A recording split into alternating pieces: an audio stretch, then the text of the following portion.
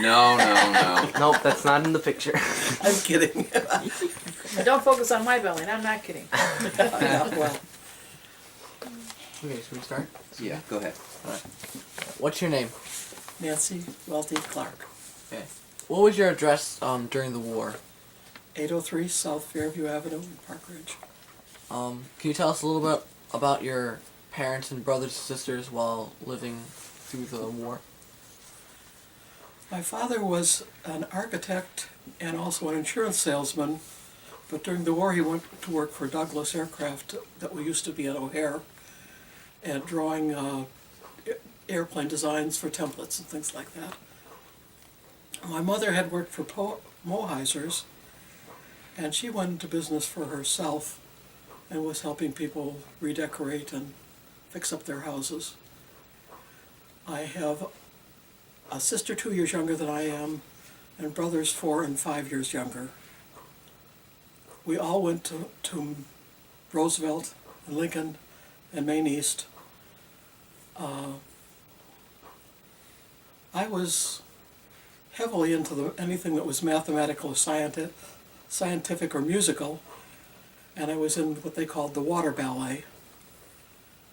When my sister started 2 years later, she was so good at water ballet that I dropped out because I didn't want to be in a competitive environment. And let's see, what else do you want to know about that? What class were you in? What class? Yeah, what class year were you in? 1946. The class of 46. Okay.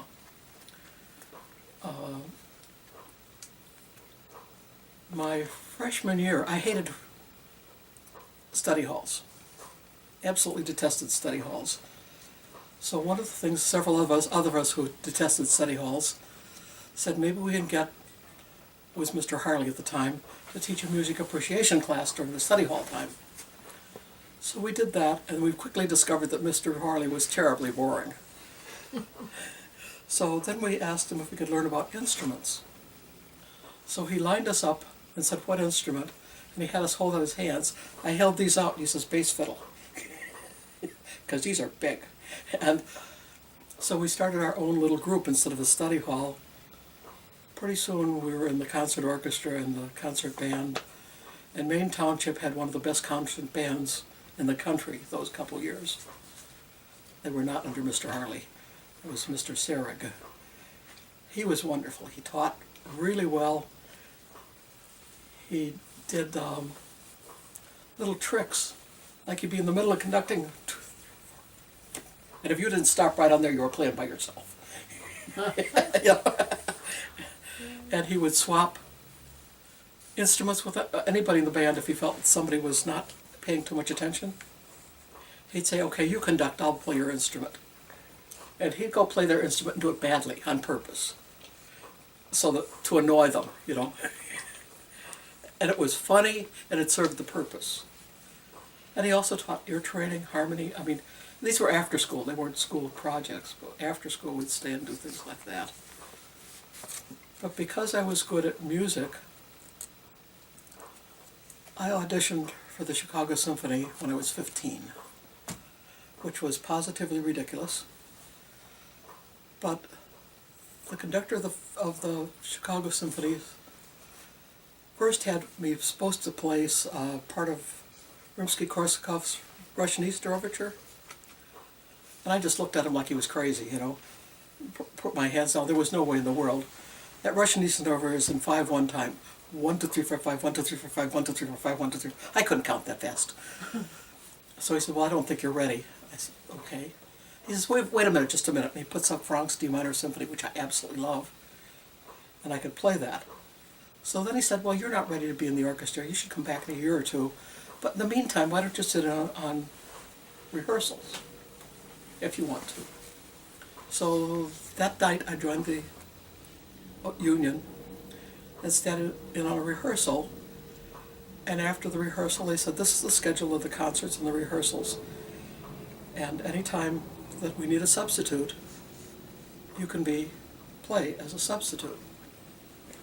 I didn't miss an evening or a weekend concert for 2 years because somebody always had a better job. It didn't pay well. They paid $3 for a rehearsal and $13 for a concert. And you had to go back and forth to get there, you know, it ate it all up. So if they could get a gig, yeah, for a wedding or something like that, they took it and called me. And then somewhere along the line, somebody wanted to know if I'd play for the USO. So the USO was a little farther south on Michigan Avenue than Orchestra Hall, but not the same general area. What was the building, do you remember? No, Okay.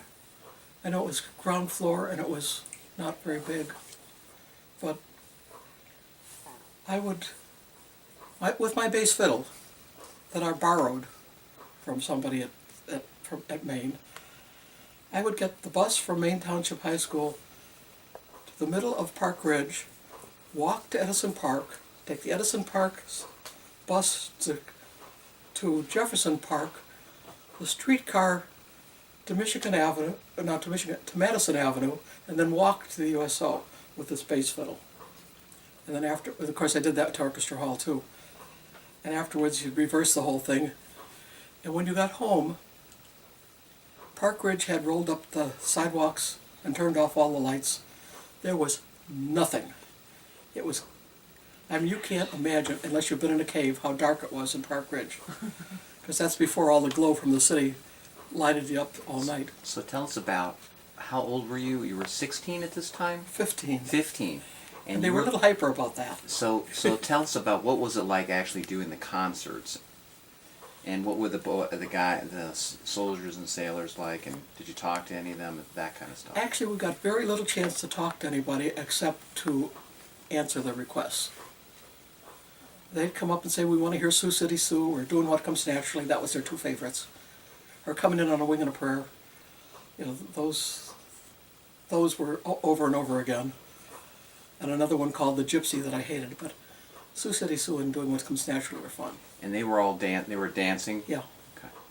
And we were pretty much on a small stage, a step up and a little bit away from where they were dancing.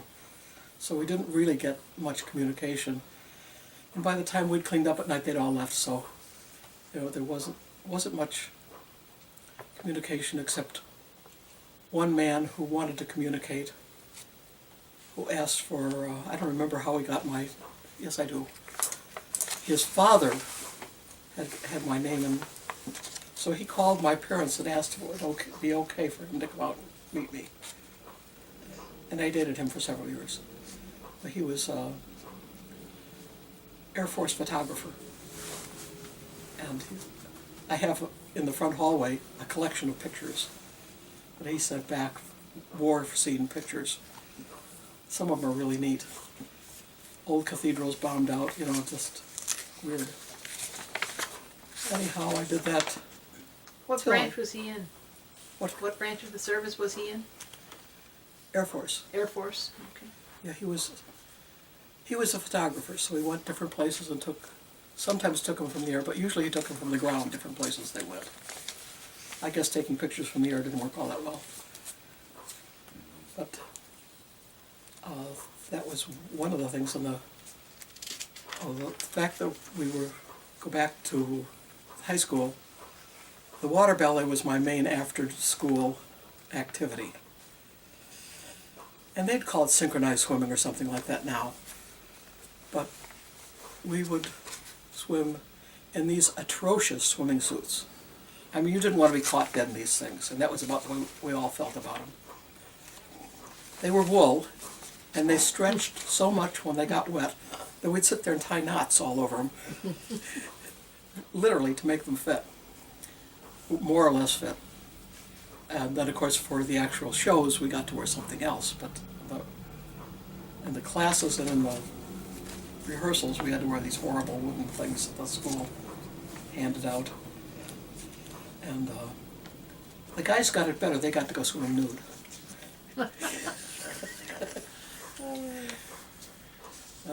We had. And was this the pool at the school, at Maine High School? Yeah. Okay. And it was a pretty nice pool. Good sized pool, good diving board. What I remember is the rafters, the ceiling rafters were not all that high. So one of the challenges was to spring the ceiling board, put paint on your fingers, put your fingerprints on the rafter before you went over, which kind of threw you off balance. Really hard to go do a good dive when you're trying to put your fingers on the ceiling. But it was fun. Had a good swimming coach. Thought I'd remember her name, but I don't. But one of the things I did in high school, and that was kind of unique to me as far as I know, I traded with other people for gym things because I was an absolute disaster in most of the other things.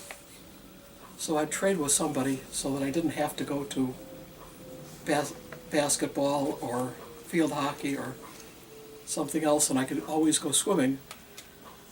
And because a lot of girls wanted their hair to look nice, somebody'd always trade with me. So and of course the swimming coach never gave me away because she was glad that somebody wanted to come. And so she used me as assistant teacher. Every once in a while she'd forget that I couldn't float, and would say get in and demonstrate the dead bed float. I'd get in and I'd go like this and go straight to the bottom. Everybody start laughing. I knew it was going to happen, so I forgot. You don't float. So after that class, we'd go out to a bus shelter. I think there's still one there on Potter Road, and wait for a bus. But after the swimming thing, frequently we'd miss the last one. So we ended up walking from Maine East home several nights a week, Wow. even in miserable weather. And we weren't above sticking our thumbs out. And as far as I know, nobody got any trouble for sticking their thumbs out. But How common was hitchhiking back then? pretty common. Not all that frowned upon. We went lots of places by sticking our thumbs out. Did your parents pick up hitchhikers? Yeah. And after I got my driver's license, I picked up hitchhikers. So, somehow or other it's gotten to be a thing not to do, but this is way aside, but I was in the ski area in Colorado, and I was going up a 2-lane road, and another guy was coming down the 2-lane road with the mountain going up on one side and the cliff going down on the other side. When he lost control, went across the center line and took off the whole left side of my car. And I stopped at the ranger station and said, "Can I park my car here and sleep in it overnight because I'm too shook to drive?" And they opened up a little cabinet there. It was fine. It was really nice. The next day I was on my way somewhere and the snow got really bad, so I pulled to one of the ski lodges. This was summer. It wasn't the middle of the winter. It wasn't open because it wasn't ski time yet, and knocked on the door and said, even in the summer they have occasional snowstorms in the high altitudes. And she said, "Yes, I'll open a cabin for you." The next morning, it was still snowing really hard. I didn't want to go anyplace, so I said, "What can you do here?" So she said, "Well, I've got a gold mine behind." I said, "Oh boy." She says, "You can't go in the gold mine, but you can search the slag pile." So I try to go to where the thing is to search the slag pile, and there's a landslide. And the landslide comes down across the road, so we're just butted right into the edge of this landslide. And it's a really narrow mining road. I mean, it's just barely wider than the car. And I couldn't really see very well. So I thought, I'll open the passenger door, which was the downhill